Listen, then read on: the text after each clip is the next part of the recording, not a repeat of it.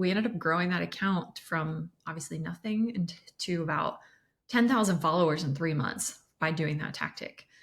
All right. Today we have here Sarah Schariest, who is the owner of B2B Startup Marketing Advisors, a company providing expertise to help SaaS and services companies grow fast and responsibly. Sarah's had expertise leading revenue-driven marketing teams from 0 to 20 million in ARR, and then from 20 to 250 million in ARR, companies that were both bootstrapped and VC and PE funded. She's based in Pompano Beach, Florida. She has a 3-year-old Doberman named Ruby, and she's passionate about how eating well and living a healthy lifestyle translates to work. And today we'll be talking about efficient marketing as well as some non-conventional marketing tactics, old and new, that seem to be working. Thank you for joining the show, Sarah. Yeah, thanks so much for having me, Alan. Great to be here. Awesome. Well, when we're talking to revenue leaders, we usually want to start off with the origin story of how you got to where you are. So we'd love to go through that. Yeah, sure. So I actually started my career in event planning. I live in South Florida, and fishing tournaments are a huge deal here. They actually get to like come away with huge prize money, like hundreds of thousands of dollars. So I ended up running fishing tournaments out of school while I was getting my MBA at the same time. And so that was my intro into event planning. Also ran some boat shows down here, which are some of the largest in the world. And if you've ever managed trade shows, you know that move in and move out is crucial, but moving in billions of dollars worth of yachts are really nerve wracking. That was my intro to trade shows, and ended up leaving that job when I got my MBA, and then ended up at a company called ModMed, which sold EHR, practice management, RCM solutions to private practice physicians, and then surgery centers and hospitals as well. But so ran trade shows for them, ended up running like 120 trade shows a year, and did really well at that. Had some really great mentors along the way. I spent 8 years there under 7 different leaders, VPs of marketing, CROs, and had some mentors that kind of pushed me in different directions in marketing, into marketing operations, and then into product marketing as well.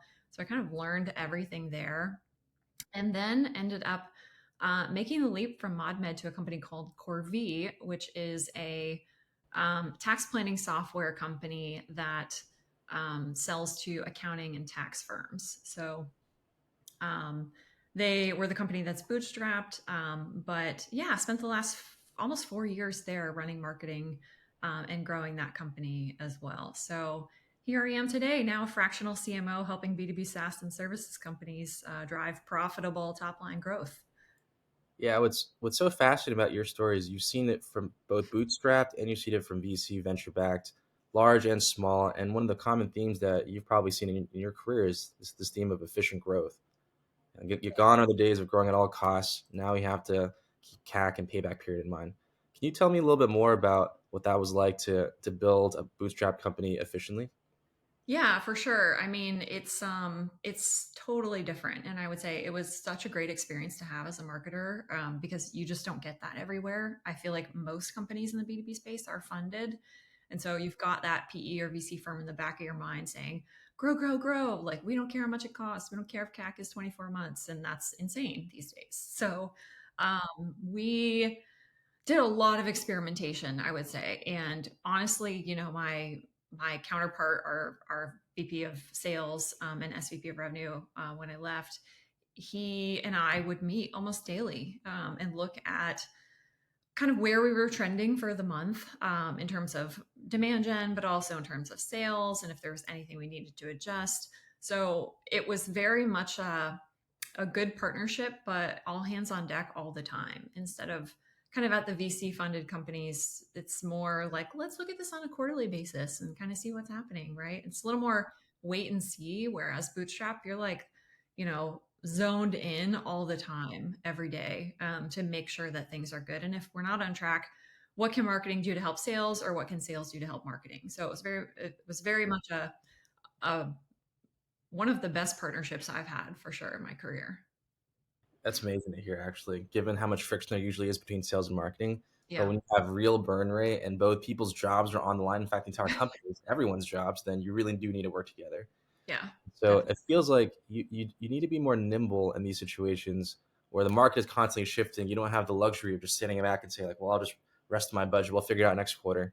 Talk to me about like what was the day to day like? How did you spend your time? What was the strategy? Yeah, for sure. I'm super big into data. Like I can't make decisions blindly. So we had an amazing VP business intelligence who would, spin up dashboards for us all the time in Tableau. And for me, that was what I lived and died by. I have to be able to track demand all the way through to a close one deal and expansion on the back end. So I was in the Tableau dashboards all day, every day, and seeing kind of what was working. I would look at, trailing 4 weeks or even the last 6 months. I would do different analyses and kind of see like, okay, Facebook ads is bringing in a ton of volume, but maybe they're not closing as much down funnel. And what's the CAC per channel look like? And, should we be adjusting our strategy per channel? Maybe it shouldn't be demand gen. Maybe it should be content syndication. And then we pull those leads into a nurture stream and kind of go from there. So there's just a lot of analysis, I would say. And then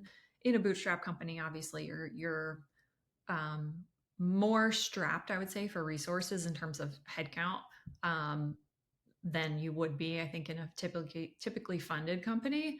So, I mean, I would check in with the team all the time.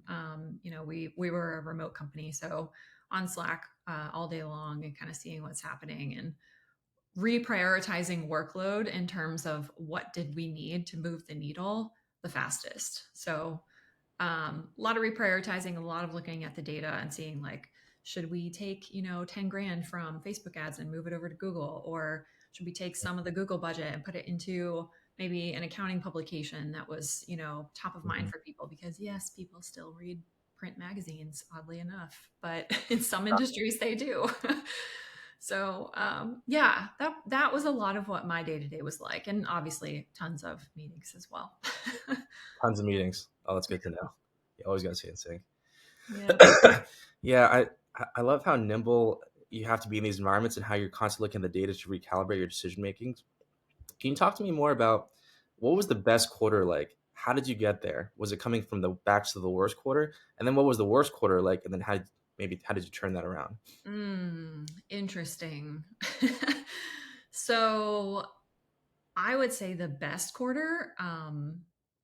ever quarter was probably the quarter that we launched the product. So I took that company from zero to almost 20 million in like a 2.5, 3 year period at one point. And so um, we were starting from scratch. And so the best quarter was the Q4 of 2020, I guess it would have been, that we launched. And I think we generated something ridiculous like almost 100 sales a month in that quarter of, a decently sized ACV. And so it was bananas once we figured it out and figured out kind of how people bought.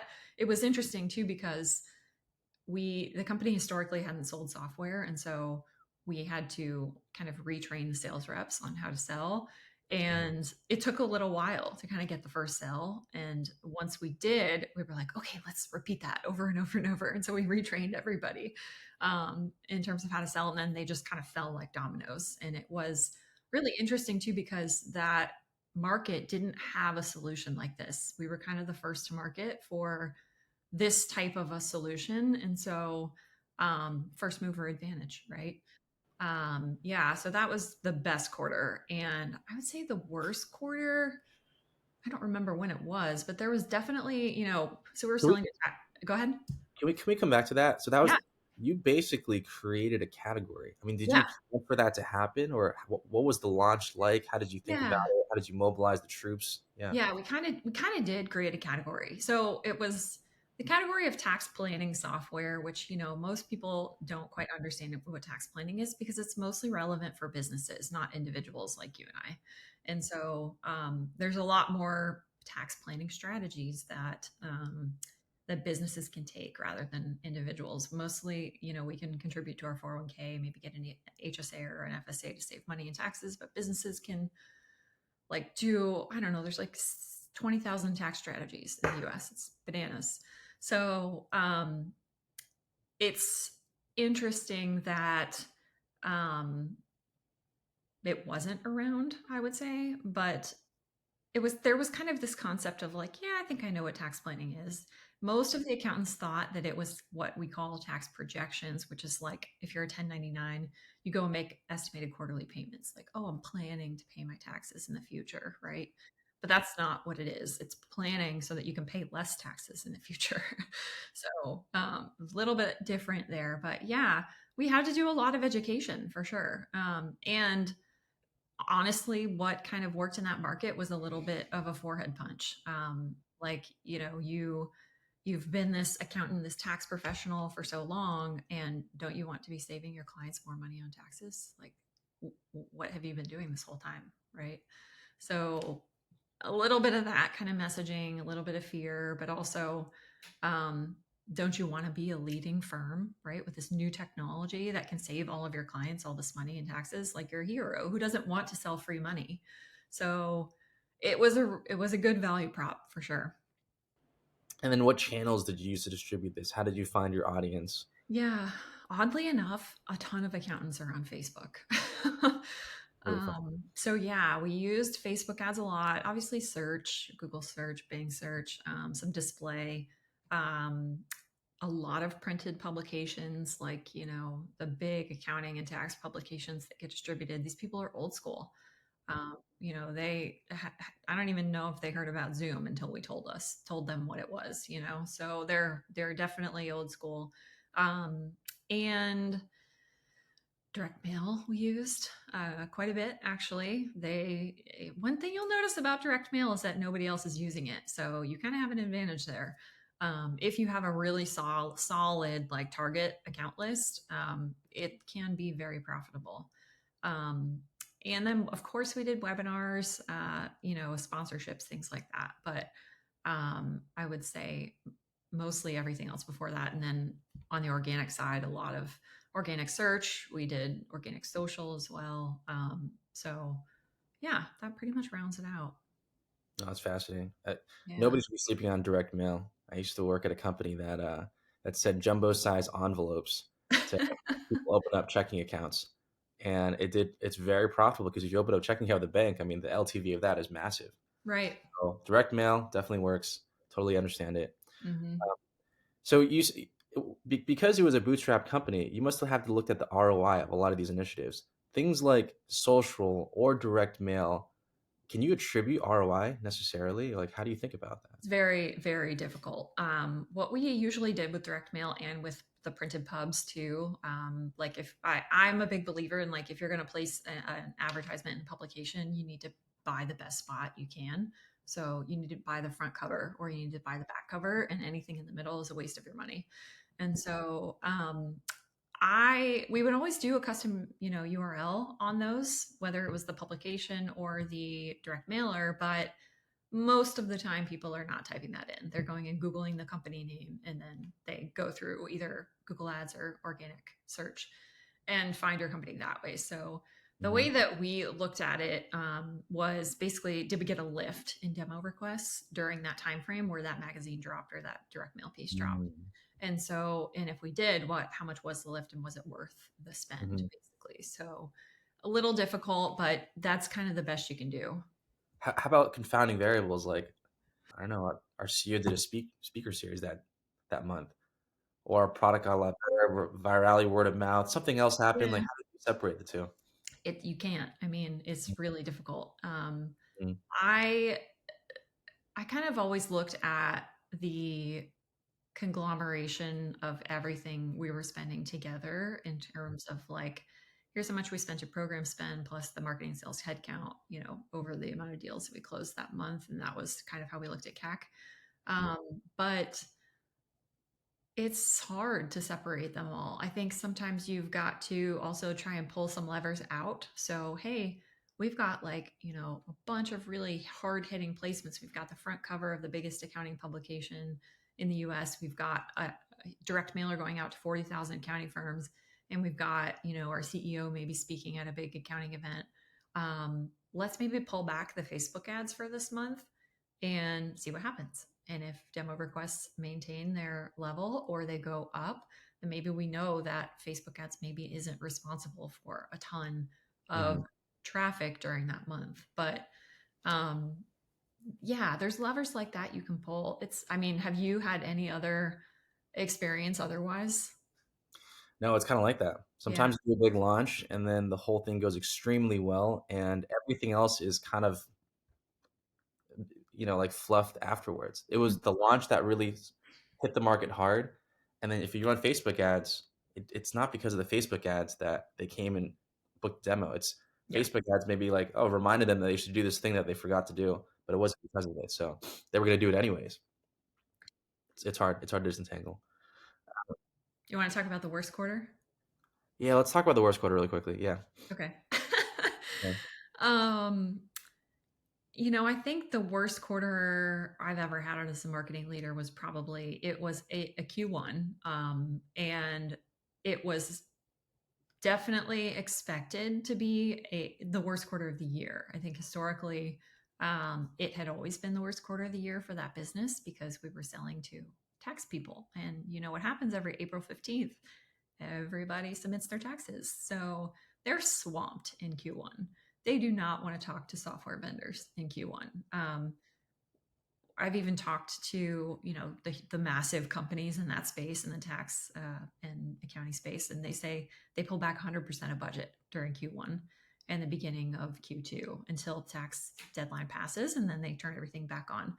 So was expected, but I think going into it, we didn't know how bad it would be, and so um, definitely overspent for sure. And we're kind of looking at CAC in January. It was like, yeah, this is not so great, And then February, a little bit worse, and then March was like really bad.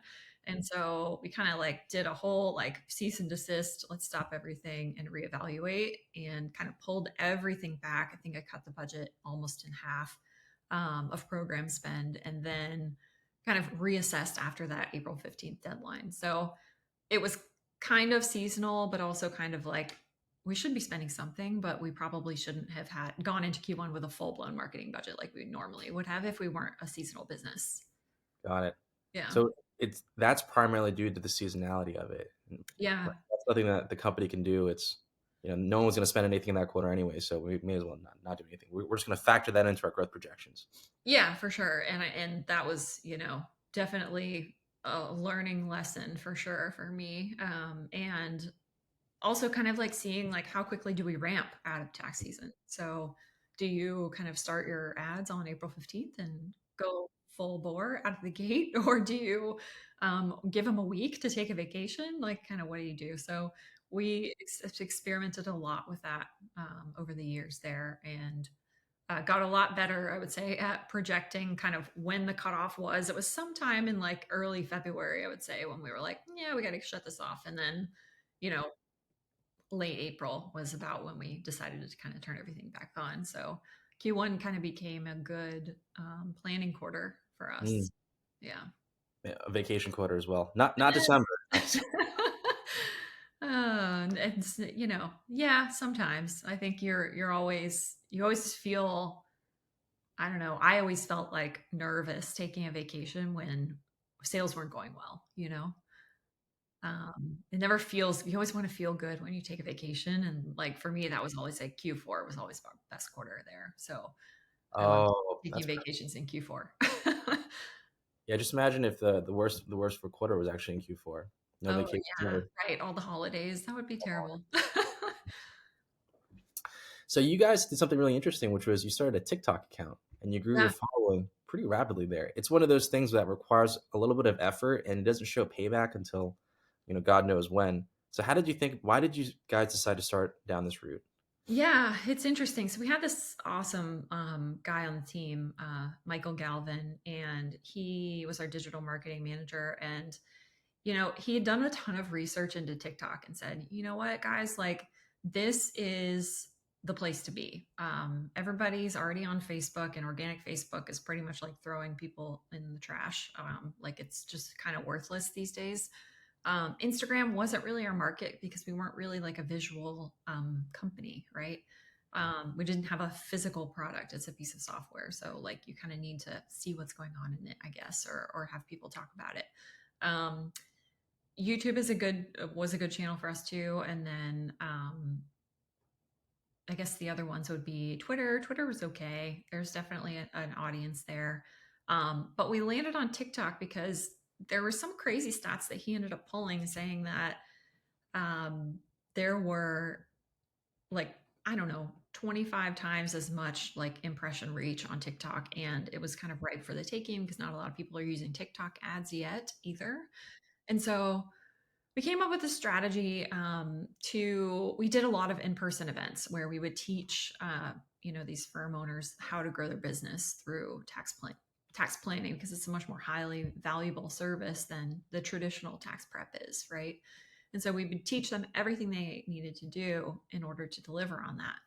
And we had speakers from all of our successful accounting firms who had been in our programs and purchased our software, and they would get up on stage and like kind of talk about a subject, right? Which was like maybe how to market your firm, or another one would be like how to close the deal, or another one would be like how to deliver on we would call them workhorse tax planning strategies, like the 5 major strategies you can do for every single business that will save them a bunch of money. And so we'd have these different presentations lined up. We always had them filmed anyway because we'd record them and send them out to the customers after the events. Mhm. But we ended up so I am a huge project manager at heart. I love organization, and everything in my house is color coded, and I'm one of those people. And so I ended up developing this process. We had 7 different Upwork video editors Wow. who would slice and dice these videos. So myself and a couple other people on the team would go through each session. Each session was like an hour, and there would be generally about like 15 or 20 clips from each hour that were really good nuggets of information for tax people. And so um, I developed this process where I would, here's the timestamps from this video. Here you go. I had another Upwork person who was a communication English major type person. She would get all the scripts ready because most of the editors are from overseas. So she'd get all the scripts ready, make sure that the words were perfect on the screen, and because the translation tools never get it 100% right. And so then at that point, they'd go to the editors, they'd return them back. And it was just like a machine. I mean, we probably had 1,000 videos done in like 3 months.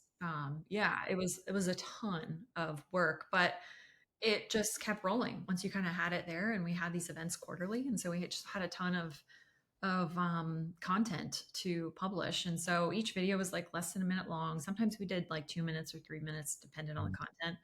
And then what we would do is we'd publish like 20 videos and then give it like a week and see like which one's getting the most action, which one's getting the most views, likes, comments, all that. And then we pick that one and throw like $30 a day on it, on TikTok ads, and it would just blow up. I mean, one of them I think has like 10,000 views or something on it. It's crazy. And so we ended up growing that account from obviously nothing to about 10,000 followers in 3 months by doing that tactic. Wow.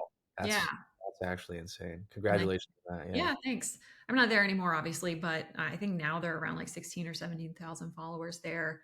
And then the CEO also had his own personal TikTok account where he would just take like a morning and film 100 shorts. And um, That good.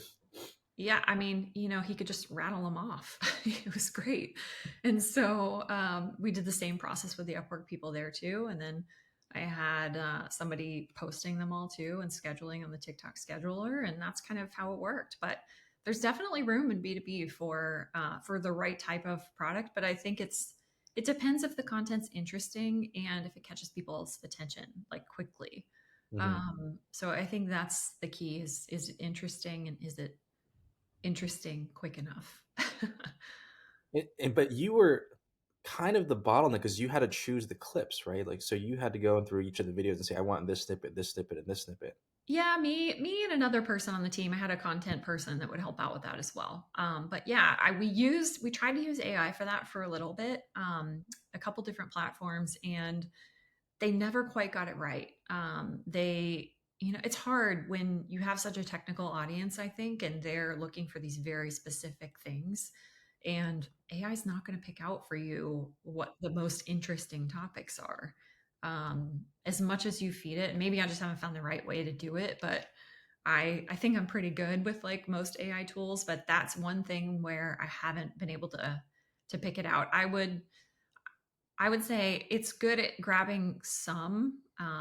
Like I would be able to get about 15 clips out of every hour of video. And I would say if I asked it to grab 15 clips from every video, it would give me 15, but they wouldn't be the same 15. And it would be like just a random kind of conversation-y stuff. So yeah, I'm a firm believer in AI. I love it, but haven't been able to make it work for that use yet. Yeah, word of the wise: don't just rely on AI. Do the work here. Yeah. And I know when we are talking offline about this, you had a couple other hacks, like make sure you get your hashtags right. The Yep. thing about TikTok promoting any other hacks that you would recommend people. Mhm. Yeah, I think that goes to on all social channels. Obviously, you got to use hashtags, but like TikTok's really cool. You can like scroll through the hashtags and see how many views each of them has. So, and I would say don't use the same ones on every video. Try to vary it up.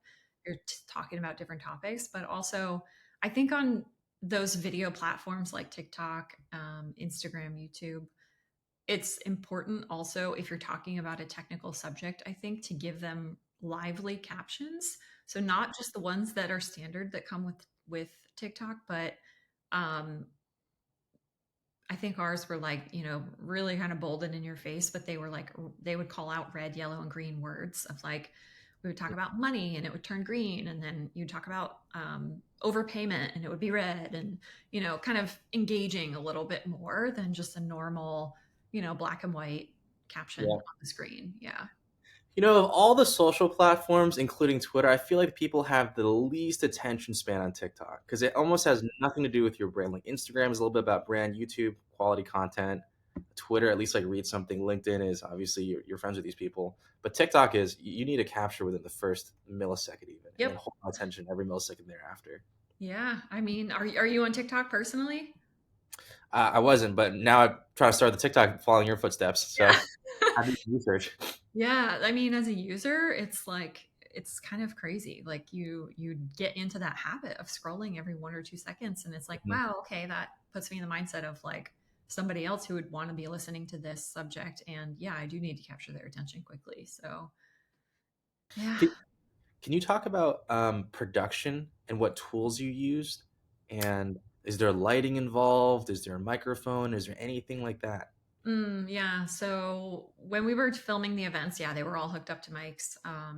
And it was the typical event production setup. So yeah, we had a stage, lighting, all that good stuff. Um, but nothing special after that. And then we hired external videographers for that. So I'm not sure what kind of camera equipment they used. On the personal TikTok of our CEO, he just used his iPhone. And I think he had like a ring light or, something like that, but nothing crazy. Didn't use an external mic. Just had a nice quiet room with no echo, and that was it. That's important. Um, That's all I find these days too. yeah. And in terms of like editing, I think all the editors were using CapCut, Hmm. and that's pretty much it. Everything else we ran through like just a project management like spreadsheet basically of videos and these Upwork people. It was pretty cool. It was Yeah. like a full blown video production department with like 8 different people working on it, but for the cost of one full time headcount. Yeah. That's the beauty of working with on Upwork, Yeah, a it's content factory. it's insane what you can put together on that platform. It really is. CapCut too. Distribute to all Yeah. those. Last question about TikTok is you put budget behind the videos that did the best.